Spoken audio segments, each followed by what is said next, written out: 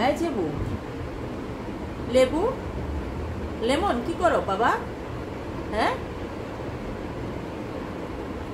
Saffron, গলার আওয়াজ শুনে অর্ধেক বেরোয় গেছে কেন? তো বাচ্চার কি খবর? আচ্ছা দেখি তো তোমার বাচ্চার কি খবর, কথা বলবা না? এই স্যাফরনের আইকিউ খুব শার্প, সে আওয়াজ শুনে বের হয়ে আসছে।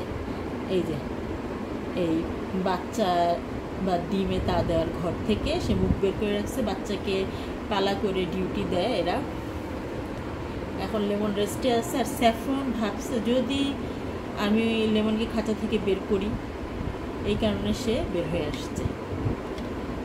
বাচ্চার কি অবস্থা একটু চেক করবো।